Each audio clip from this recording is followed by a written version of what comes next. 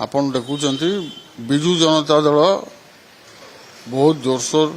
तार प्रचार प्रसार कार्यक्रम जारी रखी आम दलर विभिन्न राज्य स्तरीय नेता विभिन्न आमर तृणमूल स्तर कर्मी समस्ते एकजुट होकर किभली भाव में नुआपड़ार विकास करि परिबा किभली भाव में राजू भाईंकर जो स्वप्न रही एवं ए अंचल गोटे आपन जानती स्वर्गत विजु पट्टनायक प्रवाद पुरुष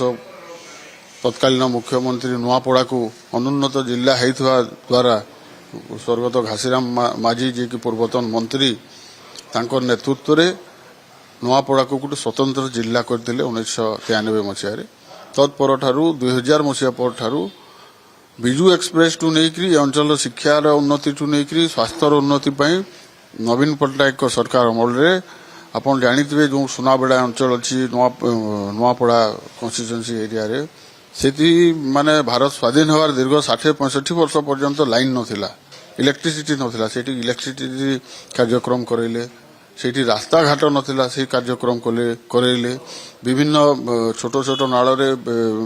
लिफ्ट इरिगेशन प्रोजेक्ट करिकी जलसेचन सुविधा कले शिक्षा स्वास्थ्य कृषि सबु क्षेत्र में विगत सरकार समय बहुत काम होइछि किंतु अति दुखर कथा ये जो विगत किछि दिन पूर्व माननीय मुख्यमंत्री नुआपड़ा गस्तर आसिले एवं भारतीय जनता पार्टी वाला डिंडिमी पिटिले 1200 कोटी टंका नुआपड़ा को देलु गोटे भी प्रोजेक्ट तांको सरकार अमल हेने सबु प्रोजेक्ट नवीन पट्टनायक सरकार अमल सुख दिया प्रोजेक्ट सैंक्शन होता पैसा आर्थिक अनुदान दिया वर्तमान कौन काम न करी केवल रंग मारी बाहा नेबाटा काम हो निश्चित भाव में मुझे बुलूची विभिन्न एरिया रे साधारण महिला माने नवीन पट्टनायक को हृदय भितर रखी नवीन पट्टनायक टेंटेटिव कार्यक्रम ए भितर आज कल भितर फाइनल हो नवीन पट्टनायक आसबे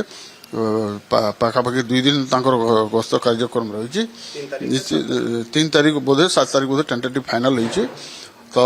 नवीन पट्टनायक आसला नवीन पट्टनायक जेहेतु